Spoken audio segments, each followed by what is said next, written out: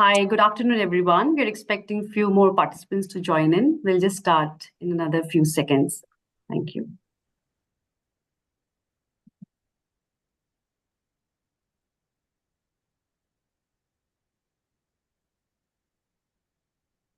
All right, we'll get started.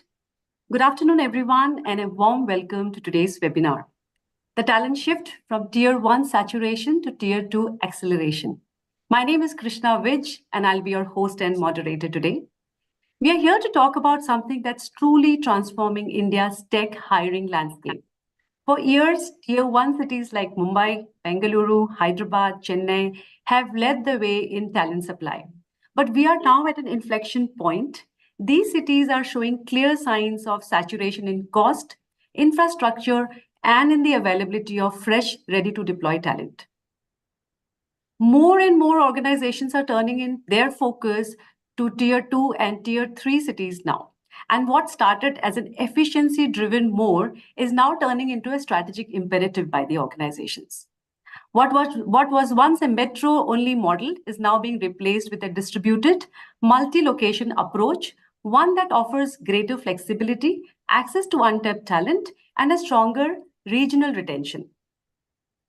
The shift is also being driven by a clear change in skill demand in the tech industry. There's a rising interest in full stack development, cloud engineering, data analytics, AI, cybersecurity, and business analysis. And the good news, we are seeing these skills emerge strongly from cities like Coimbatore, Bhubaneswar, Indore, Kochi, Jaipur, Nagpur, etc., and many more. Places that were once seen as support locations, but now stepping up as a strategic delivery centers. Today's conversation is not only just about cost or geography. It's about agility, talent, quality, and rethinking where capability lives and lies. We've got an excellent panel joining us today, and I'm here looking forward to a sharp, insight-led discussion today. Thank you all for being here. Let's get started. Our first panelist is Mr. Sumit Gupta, Country Procurement Leader, India and South Asia at IBM. With 16 plus years of experience across IBM, Vedanta PLC, and Ashok Leyland, Sumit brings deep expertise in procurement strategy, vendor development, and operational excellence. At IBM, he drives innovation, strengthens supplier ecosystems, and leads high-impact teams aligned with business goals. A very warm welcome to you, Sumit, to the webinar. Thank you, Krishna. A very good afternoon to everyone on the call. Thank you, Sumit. Our second panelist is Ms. Preeti Juneja, Talent Acquisition Manager at TCS. With over 20 plus years of experience, Preeti is a seasoned HR leader known for driving talent strategy, digital transformation, and agile people-first cultures. She has led large-scale HR programs globally with a strong focus on leadership development and aligning talent initiatives to business goals. A very warm welcome to you as well, Preeti. Thank you, Krishna. Thank you, everyone on the call. Thank you, Preeti. The views expressed by our panelists in this webinar are their own, and they do not necessarily reflect the views of their organization that they represent. We are really glad to have Sumit and Preeti with us today. With their experience today, we would like to get a deeper understanding of what it truly takes to make the shift to Tier 2 or Tier 3 cities work, from unlocking new potential to building teams for organizations that are ready for the future. So, Sumit, I'd like to begin with you. India's tech industry is facing a crunch. Tier 1 cities are dealing with rising cost, higher attrition, and a limited talent pool for emerging digital skills. So as a result, we are also observing that companies are expanding their hiring lens to Tier 2 and Tier 3 cities, which are now offering a growing supply of skilled talent, better retention, and improved infrastructure. Of course, needless to mention, it is also backed by a hybrid work model and local skilling initiatives. So my question to you is, according to you, what's driving companies to look for talent in Tier 2 and Tier 3 cities? And what do you think are their key hiring strategies which are evolving to support this shift? So I think, Krishna, you started off with sharing the background of what's driving or the move from Tier 1 to Tier 2. I'll take an example of Bangalore. Being in Bangalore since 2010, and it's growing very fast. It's expanding very fast. Our real estate has become very expensive. It's not something that uh, you can easily find space. You can look to expand. You can have more and more resources being available. Second, the biggest challenge, the infrastructure. Taking again example of Bangalore or maybe Mumbai or even Delhi, transportation, time, public utilities like availability of water, the basic things that people may need. It's going on through a crunch, and that's something which is basically required as an infrastructure setup for any, be it business, be it a family, be it the employees to cherish and develop. So that's something which is really thriving or which is really pushing every organization to think over and beyond the current headquarters, or I would say the locations where they have expanded very vastly.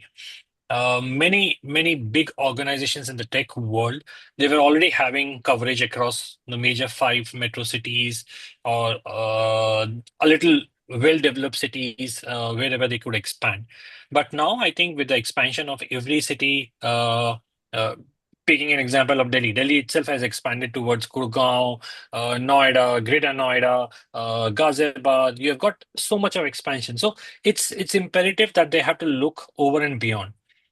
The most important point which comes is tier 2 and tier 3 cities. Now, if you look at all the cities that you took the name at the start of the session, all these cities actually provide 50 to 60% of the tech availability of resources. Most of the tech universities, the colleges, they come from that location.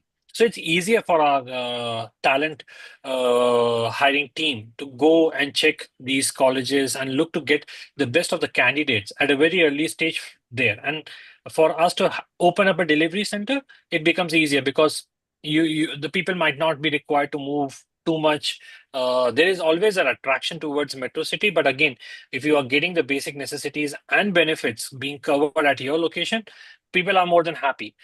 Two important things that gives for any candidate: one, the early start of the career that they're always looking out for, and then they also get a kind of a sense or a belief that the organization, if they have a delivery center, it is going to be stable. So those things really pushes any talented pool to look to join the organization and work out. Now, the second part of your question was the overall cities, what methods are we using? So I think with post-COVID, the digitization, the kind of transformation that we have seen across all the industries, it's very fast-paced. The adoption of platforms or tools, AI-driven strategies, the assessments, they have all become very fast and they're very quick in terms of using different modes. So it's not necessary that the candidate has to be there in front of you. You have a lot of options for you to grill down a candidate and get to the right talent that you're looking out to be available on your site.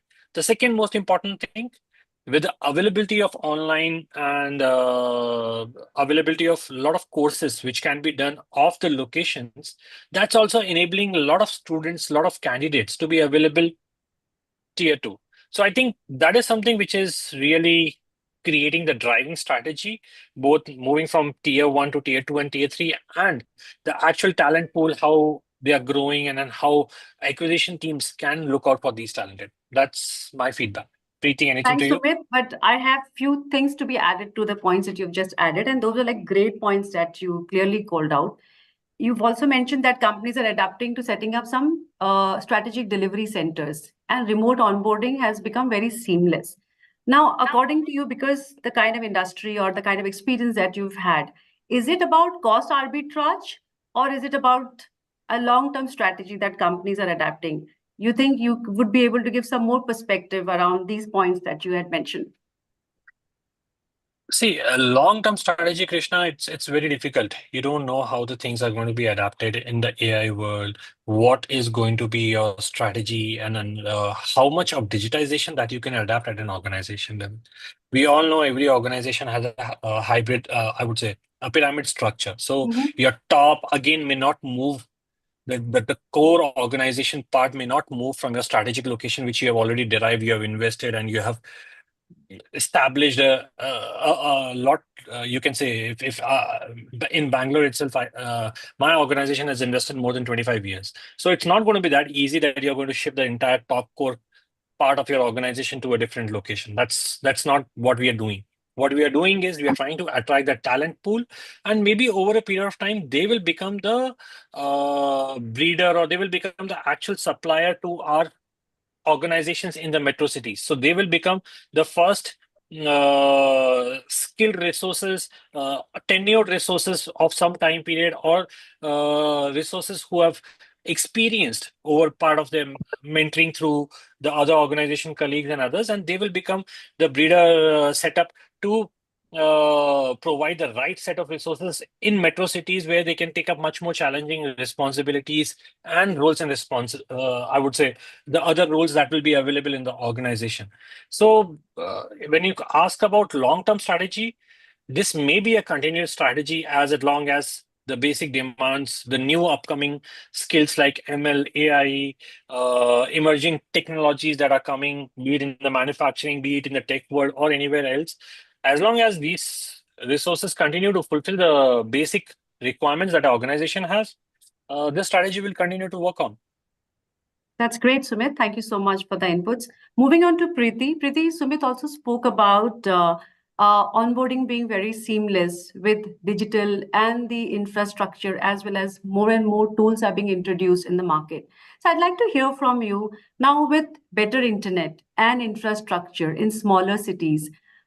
Because you also work very closely in terms of hiring and also adapt more digital tools. So, according to you, how are digital tools helping companies find and hire skilled talent from these areas? It will be great if you could also give some of the examples basis the experience that you've had in the past that has implemented to make hiring more seamless. Yeah, sure, Krishna. As per my understanding, Krishna, there are many, talent identification through data-driven platforms which are getting adopted by the industries, companies like Naukri, LinkedIn, and all. They can, filter basis the skill, experience, and location preferences of the candidates. It's not that the candidate has to just be available at the location for the interviews and all. We can definitely adopt a online platform to assess. Nowadays skill assessment also can be done through tech evaluators. Evaluations can be done through there are many platforms like hacker rank codility test. I remember when I was in my previous organization Wipro, we used to have when we joined post this pandemic, when the offices were operational. So what happened was, like, for very few customers where they were looking out for very talented tech people, so they used to have a codility test.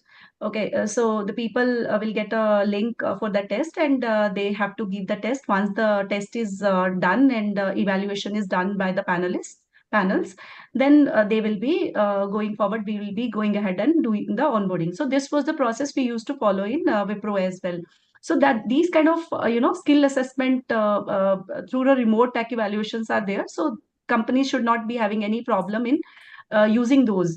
And there are certain skill certification programs like Udemy, Upgrade certification. So now recruiters also, what they see while evaluating any kind of profile, they also consider these credentials as a part of their evaluation process. So they see if the candidate has done any kind of certification, or any kind of, suppose, in AI certification, or any analytics certification. There are many platforms for that. So this is one of the most important thing, which this candidates can also use for talents can also use to upskill themselves. Okay, and the one more important is, like, now there is no as such virtual interviews, and scheduling selection can be done very easily. using the digital platforms which we are using these days. Video interviews can be done, and this is the main thing, we can use using this digital platform for the evaluation processes and all. So thank you, Preeti, for giving some real world, real life examples in terms of how organizations are implementing some kind of tools which is helping companies expand their hiring beyond metros by using digital tools. Sumit also added some of the perspective that why digitization as well as these tools are helping in terms of bringing in more seamless talent. While we also understand that large IT services organizations or mass hirers, they also run nationwide online assessments, including coding tests and aptitude rounds, which you also mentioned, Preeti, wherein you can attract more and more candidates from tier 2 and tier 3 cities, and which can typically they can take this test from home.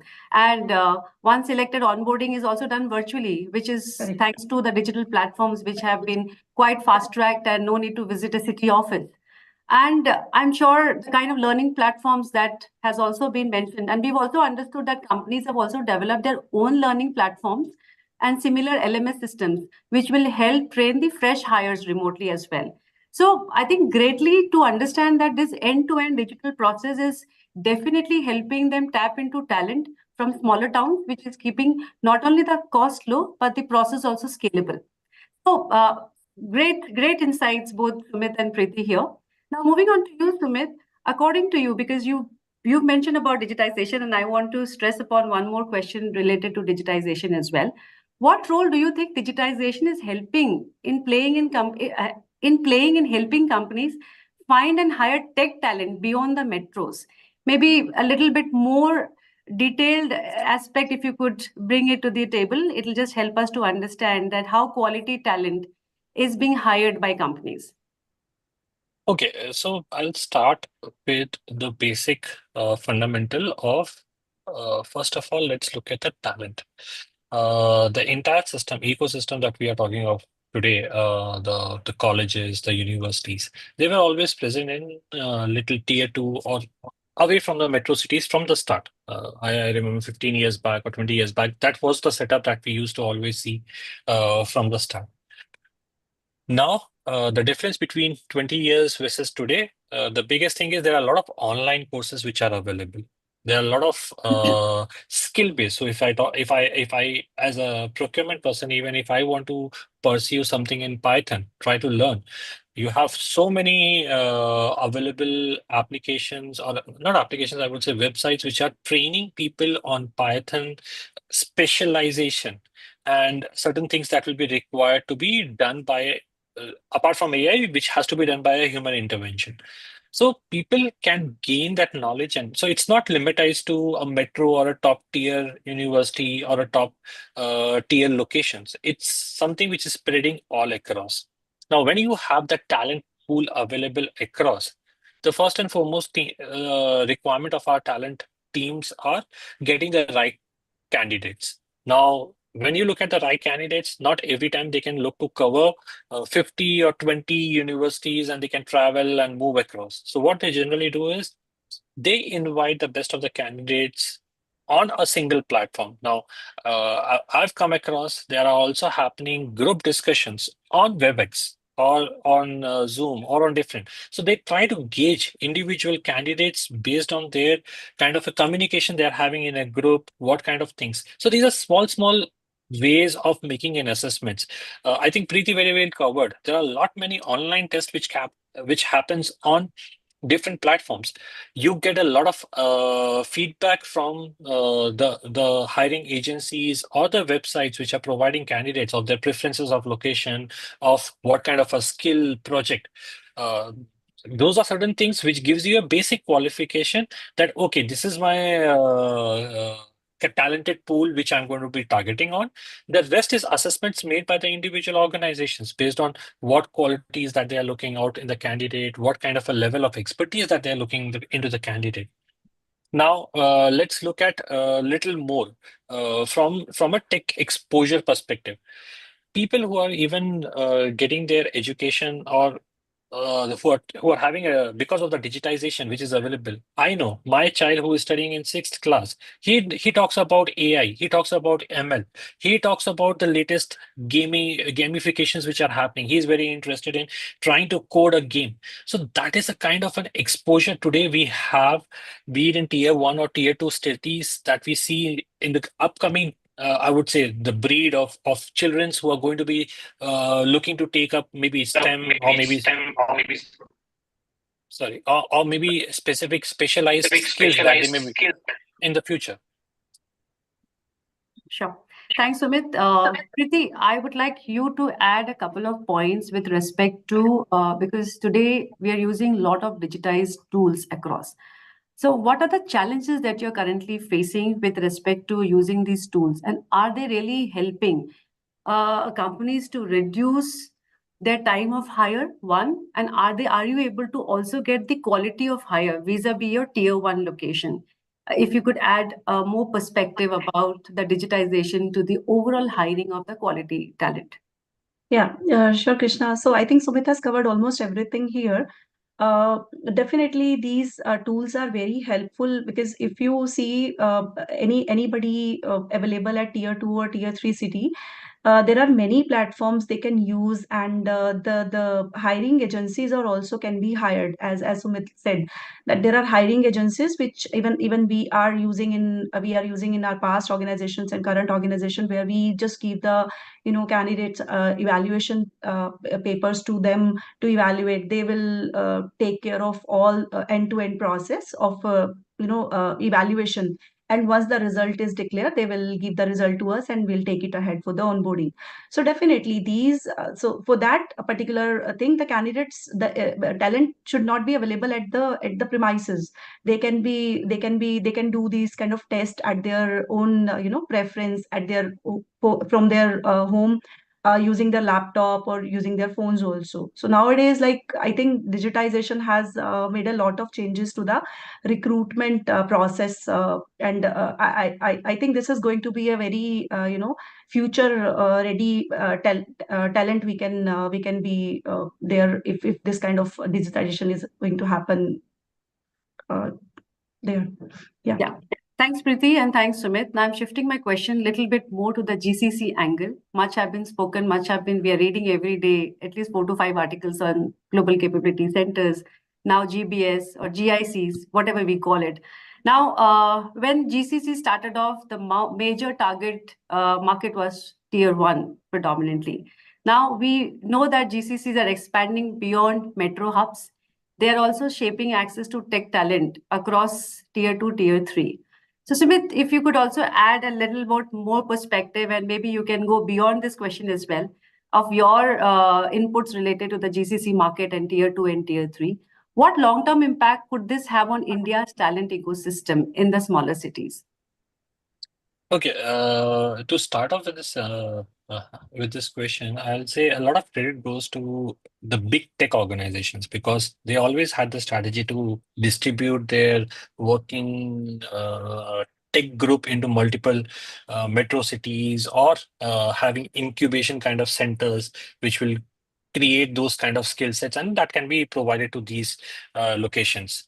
So for if we look at the GCC now, all these global capability centers that are coming up work on very first thing which they look out is hire, train, and deploy.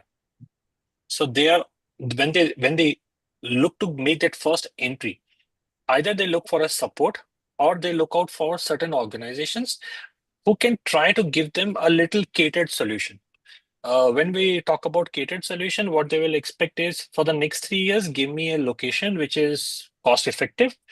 Give me a talent pool who are already being supporting. So all these tech giants, when they are trying to give a solution in the market, they would be supporting that particular customer from a certain period of time, trying to give them tech support, trying to give them innovation or transformation strategy support. What these organizations or GCC are very clearly saying is, okay, you have been providing me these kind of talented pool, transfer these pools into my system. I will be happy to open up a capability center who will now take up my support into expanded formation. So the tech organizations were already supporting these GCCs. Now they've got a platform. They're happy to open. Tier 2 becomes a easier, I would say, option because they don't have to invest too much. Because of we talked about all the strategies why Tier 1 has become a little, it's finding it difficult.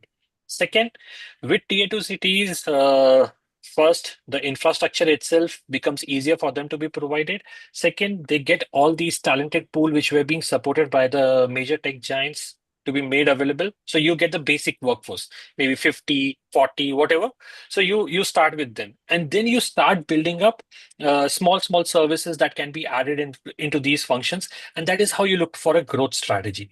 So that is as from my perspective how I'm seeing this is the strategy which has been deployed by GCCs to make an entry towards them. Now, every GCC is different. We are seeing manufacturing, we are seeing electric segment, we are seeing tech giants, we are also seeing some other industries trying to open. So everyone looks for their basic commodities, which can be the initial, you can say the initial setup, which can be supported and which can be worked out. And that's a leverage that GCC have, which where they're looking to explore more of Tier 2 cities. A lot of big giants, they have already had that talent pool. So again, the talent acquisition teams always look to get a talented pool from their competitors, get them hired. Uh, Even the talent pool is getting a growth. So it's a win-win strategy for everyone. I think great points made, Sumit. I'll move a similar question to you as well, Preeti, because GCC is something that I'd like to hear from you as well. While we understand that GCCs have been hiring or tapping into more specialized tech talent, be your emerging technologies, your AI, ML, cybersecurity, RPA, etc. With the element that some of the talent pool is quite limited, there's a good amount of demand supply gap coming in because of the huge demand that has been generated by companies out of the digitization world.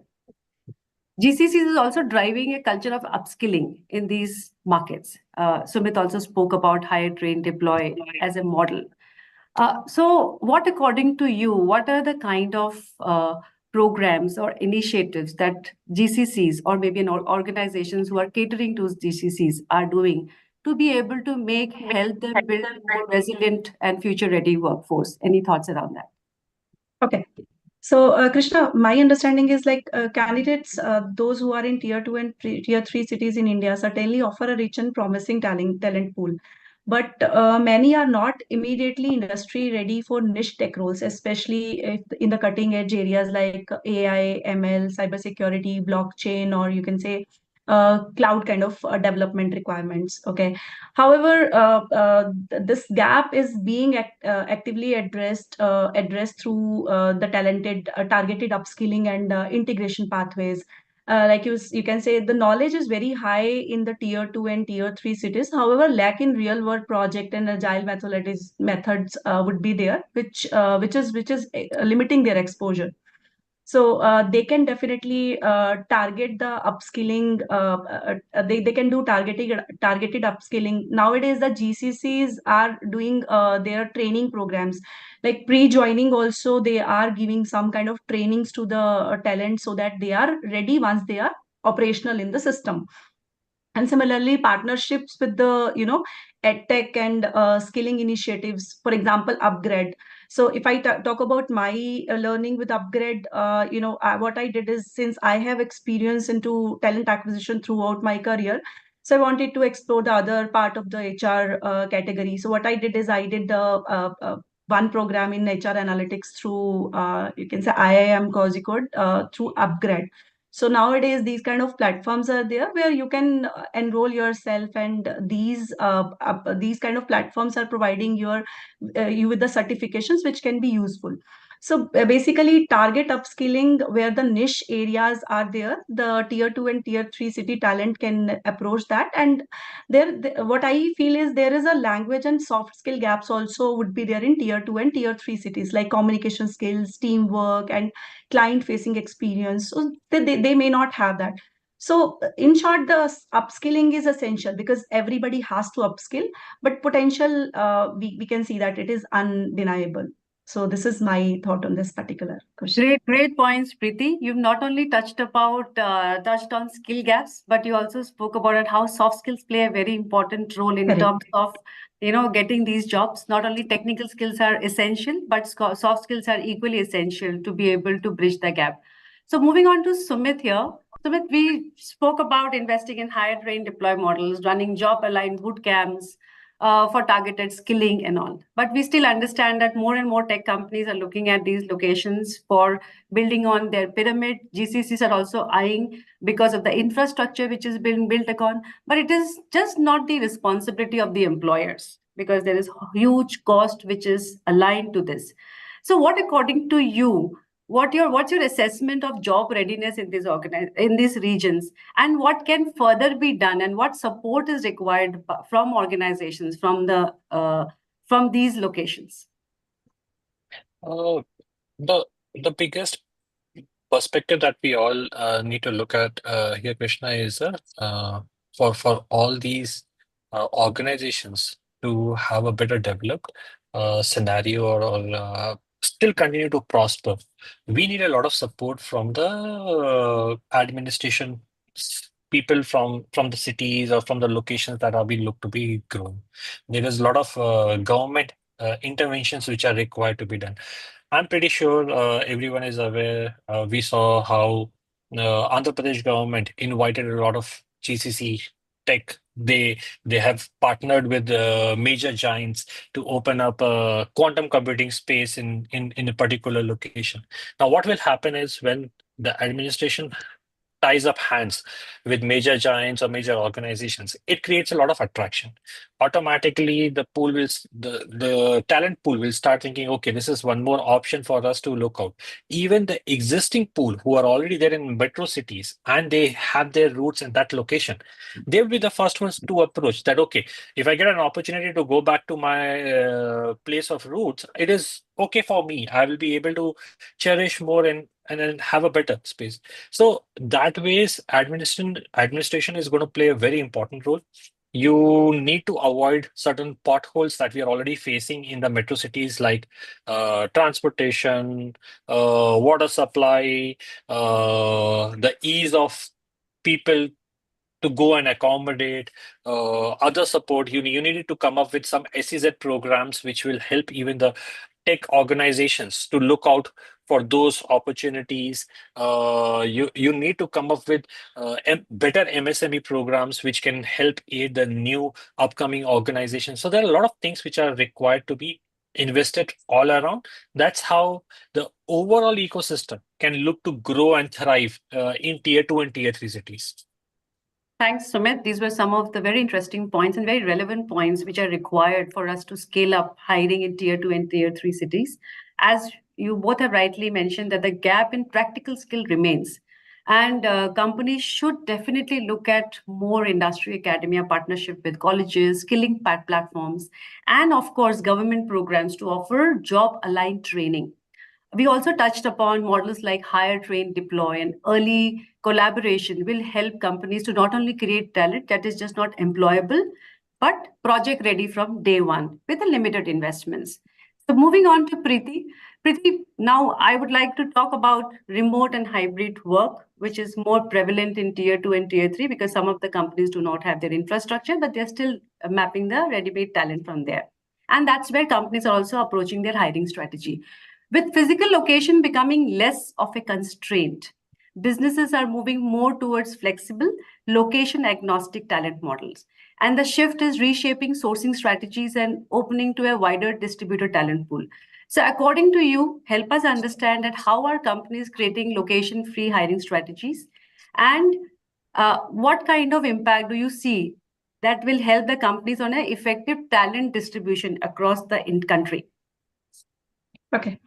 So, Krishna, these companies nowadays are increasingly adopting location agnostic hiring strategies. Like, I would say that they are hiring decisions are now based on the skill and performance, not the geography or college pedigree. Basically, skill first, location second approach they are adopting. A second point I would like to say that digital onboardings and remote integration, because of that digitization, it's very smooth. Virtual onboarding, gamified learning, cloud-based collaboration to ensure that new hires are productive from the day one and can be engaged from anywhere. It should not be that they have to be in the tier one cities only. So they can be from tier two or tier three cities. And the second part you asked about like long-term challenge changes in the talent distribution if this kind of model is working. So basically, first of all, that the kind of country cities we are in, like Bangalore, Hyderabad, Mumbai, Delhi, as Sumit also rightly said, the pressure is very huge on these cities because of manpower working in these cities. Post-pandemic, people would like to go back to their roots, as Sumit rightly said, because they feel more comfortable to work at their own pace. They feel that if they are working from their home location, base location, root location, then definitely they have a good quality of life because they are with their family. They can at the same time they can work also and they can be a part of their family. So this will definitely reduce the pressure on the metro cities because people will go towards that particular tier 2 and tier 3 cities where their roots are. And basically, this inclusion is increasing a workforce diversity. So, if we talk about diversity, that also could be good if we are targeting tier 2 and tier 3 cities. Because if you talk about women, generally women are the one who has to leave, or for any reason they cannot continue their jobs. Like if I talk about myself, even I had to quit my job for some or the other reason for few years, and then I just tried getting back into the corporate. So this kind of diversity, not about gender diversity I'm talking about. This diversity could be geography, gender, socioeconomic background. So these basically these long term changes can be seen in the talent distribution if we adopt this kind of location hiring strategies in tier 2 and tier 3 cities. So this is Thank you, Preeti. You've made some very great points, but I would still like to hear from Sumit, but a little bit more different perspective. Sumit, Preeti added that opportunities are not limited to metros anywhere. Skilled professionals can definitely look at building careers without relocating, of course, for a better work-life balance. It definitely improves diversity, helping them reduce cost. Now, the biggest challenge right now, which companies are facing, is also retention. Would like to understand your views. Will this kind of strategy towards tier 2, tier 3 cities will help companies boost retention? Because that's something that companies are still looking at building their talent pipeline. Attrition continues to be a challenge. So over to you. So, Krishna, as what I one of the questions I very clearly called out, there are a good group of people who have shifted their base to these metro cities for their opportunity, and they're more than happy to go back to the root cities or other locations, which is much more closer for them, and manage their, I would say, the overall life, the personal side of their life better. So, one, for those candidates or those group of candidates, the tier 2 or tier 3 strategy is definitely going to be okay, and the organizations will have a long vested candidates who are going to be retained or who would be looking to work with the organization for a longer duration of time. Now let's look at the pattern for the metro cities. If you look at the metro cities, they are they are the fast, or I would say they're the first one to adopt to the new technologies which are coming in the market, ML, AI. So at one side, the iteration is happening because we are trying to be more automated. We are more trying to be more digitized, and therefore you are going to have a shrinkage of the pyramid on the bottom side of the pyramid. So that is going to be leading towards iteration. That's a genuine iteration that any industry, any organization will have. Now the challenge that they will face is for them to remake an entry into the corporate is going to be difficult until unless they invest on their skill sets and make themselves available for the next setup. The moment they look to make an investment on themselves, they have to be open towards any kind of a location. They have to be open towards tier 2, tier 3, and tier 1. So that is something which is going to continue to fulfill, and that will also create a better strategy for GCCs and others, where you will get a talented pool, good resources, but they are available in a tier 2 or tier 3 kind of a location. Now, when we look at the overall iteration that we are seeing making a move. Now, if you understand when a big organization or GCC, when they're making a direct entry towards tier 2, tier 3, there is no iteration. Right? They're giving an opportunities to those locations. It's up to people who feel that they may get attracted at a metro location. They can also make a move towards that location. So the first feedback that would be there for the candidate is please keep your minds open towards any kind of a location to be available to work. Don't be location agnostic where you want to keep your priorities to a specific location. That becomes a little hindrance. Second, if you look at the expansion pattern, the way the existing organizations, they are looking for tier 2, tier 3 as a delivery centers. They're not looking to shift their entire base from one tier, I would say, prime tier locations to a tier 2. So when they look out for a distribution strategy, they look at specific projects as expansion. So which is like project which are short durations or certain things that can be fulfilled from many different locations, certain domain that they're looking to increase. So if I'm looking to expand my research wing in an organization, I may look to expand that research wing in a tier 2 or a tier 3. So these are the strategies which have been adopted by the current giants, and that helps to make a long-term strategy. It's not that you're looking to shift. So if you are in a HR function, you cannot shift an HR function from a tier 1 to tier 2. You may look to expand your HR function. You will have certain set of people in your tier 1. There will be certain level of people who will be there in tier 2 who are going to be adding or aiding your current setup and then helping you to achieve better. That's the strategy which I see adopted by most of the tech giants in the current set of or scheme of things. Great points, Sumit. Thank you so much. Now let's move into more of AI adoption. And Preeti, I'd like to take it up with you. Companies are taking targets to make sure that they scale, adopt AI across all the functions right now. It is not limited to theoretical knowledge, but it is more elaborated to also giving more exposure to real life research labs, which are more available right now in your tier 1 and locations right now. Now, while we've spoken enough on hiring strategies, more shifted to tier 2, tier 3 right now, would like to hear your perspective that how are companies looking at giving more real world exposure? Because that remains a challenge at this moment. But from a futuristic perspective, what are the initiatives that organizations have started baking into their plans that will help them bridge the overall gap? Because more and more talent pool is required when it comes to AI. And internally as well, companies need to adopt more AI to improve efficiency and productivity across companies. Yeah. So Krishna, there are many technologies available everywhere. Like people can leverage those technologies and AI tool to build their capabilities and understanding. Suppose I'll just give one example. A student in Lucknow or Coimbatore or any other tier 2 or tier 3 city can take any AI course, complete hands-on projects, and earn an industry accepted certificate, all from their smartphone or laptop. So they don't need any kind of huge setup to complete those kind of certification. So basically, self-paced learning with the global reach is there. Now, students or candidates or talent or employees, whosoever we talk about, they can use LinkedIn learning platform, they can use Udemy, they can use Khan Academy, they can use YouTube. There are many basic AI tools available, and they can use that. Chat GPT is nowadays like used by everybody. They can use so basically, remote access to AI platforms and toolkits are there.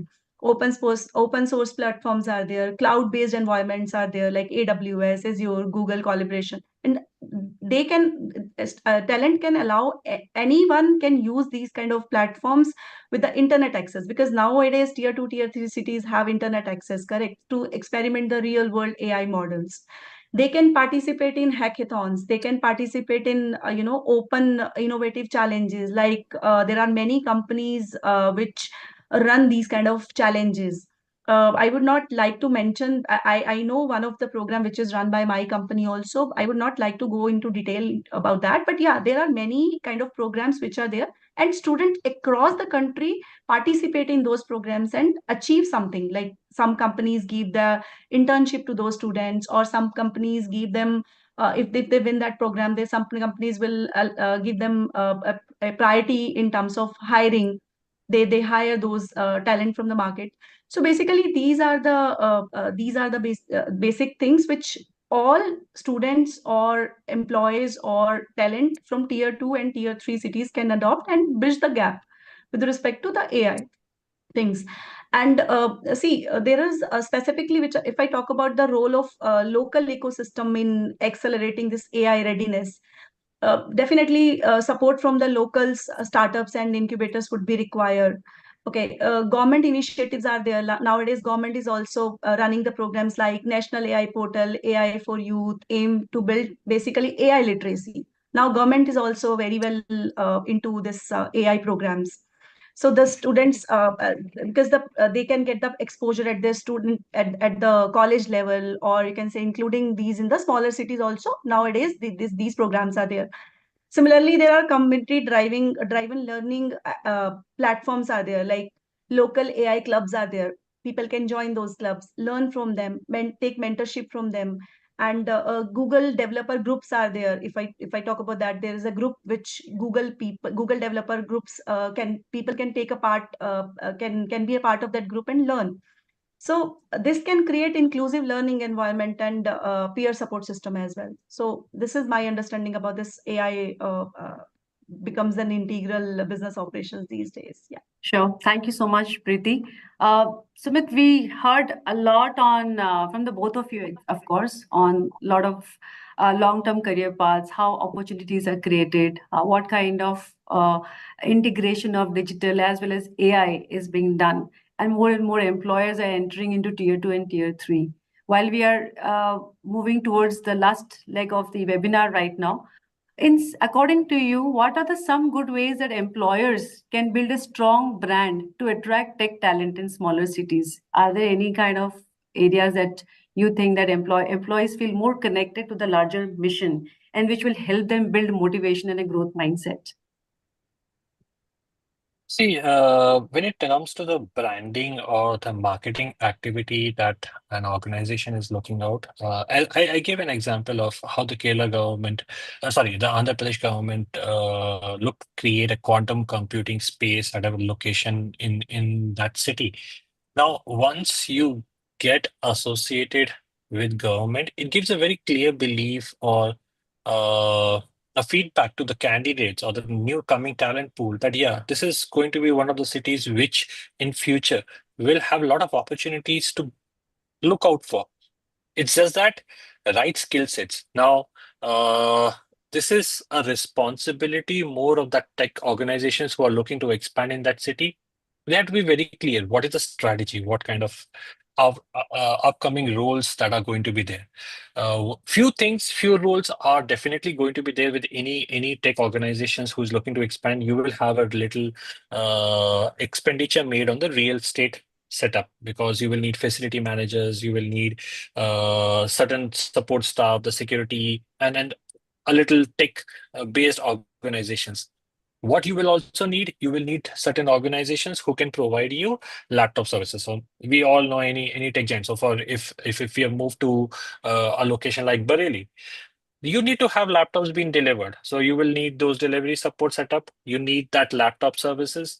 You will definitely need certain tech to be supported for these all organizations, right? So those things are definitely, so those support systems will also be required to be created at that particular location. So these are the strategies for even any candidate to look out.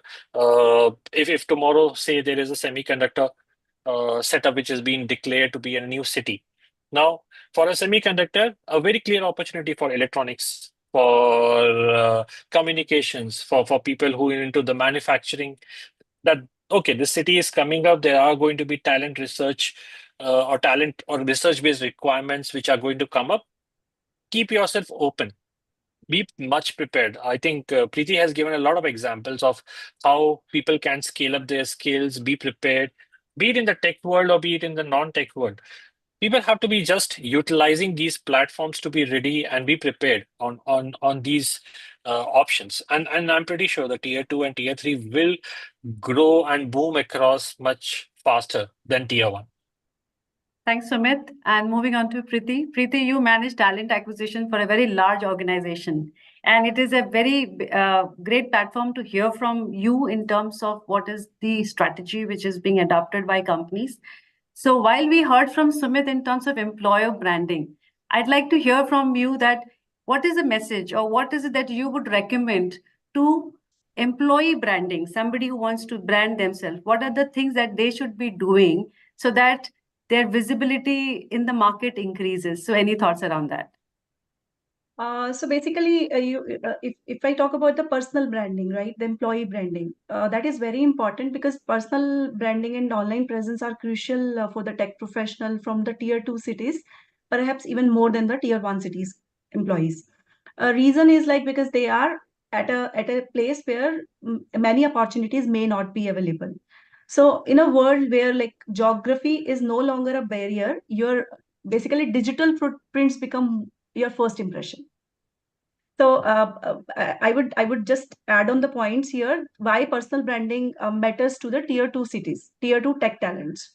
Reason is like first of all, consistent. If any talent is consistent online, consistently present online, if the consistent online presence is there, so that signals authenticity, initiative, and professionalism. So this in turn build the trust with the employers and the clients. And there are like if you are present online, suppose LinkedIn, if you are giving some views on the LinkedIn platform, you are commenting in one, you are taking part, you are participating in the discussion on the LinkedIn platform, then definitely recruiters and companies now search the candidates online, so they definitely look forward for the people who are actually active, not the inactive people. So if you are active, then definitely you will be attracting the opportunities, whether you are in tier 2 cities or tier 3 cities. And see, this practical ways, if we would like to do the employee branding, then there could be some practical ways. Like you should have a very, good polished profile on the LinkedIn. Should have a proper professional picture on the LinkedIn with the proper bio data, what should be given on LinkedIn. So nowadays, companies generally go on LinkedIn and hire people from there, right? So this can create a employee branding. Okay. And you should, whatever work you are doing these days, you should showcase your work on there are many platforms. One of the platform which I know is GitHub. So you can showcase your work there. You can put whatever you are doing, you can showcase there, and then definitely you can attract the opportunities there also. You should write blogs, create tutorials, earn and share certificates. Basically, you can use any of the platform where you can have free certification programs are also there now nowadays on LinkedIn Learning platform or many other which we discussed earlier. So employees can earn the certificate. They can share those certificate. Nowadays, Instagram also can be. We know that Twitter is one of the tool where we should use these platforms, YouTube, Twitter, Instagram, Threads, very creatively. If employees can use these things, definitely they can practically they can build their strong digital footprint and can attract more opportunities. Thank you, Preeti. Thank you, Sumit, for the great insights today. I think you both have given such relevant answers to the questions that we have put across. And before we wrap up, I hope you all found today's discussion engaging and the insights from our panelists were thought-provoking. So we've explored how India's tech talent landscape is evolving, especially with tier 2 and 3 cities emerging as key growth hubs enabled by digital access, focused skilling, and smart hiring approaches. We also spoke about global capability centers are also playing a transformative role, bringing in high quality tech careers closer to where talent lives. and creating strong local ecosystem beyond metro cities. The journey ahead is not just about finding talent, it is about nurturing it, investing in it, and building a future-ready, inclusive workforce across all regions. A big thank you to our speakers for their valuable insights, and to everyone who joined us today. Let's keep working together to shape the next chapter of India's tech story. Have a great day ahead. Thank you, Preeti. Thank you, Sumit. Thank you, Krishna. Thank you, Thank you, team. Sumit. Thank you, Krishna.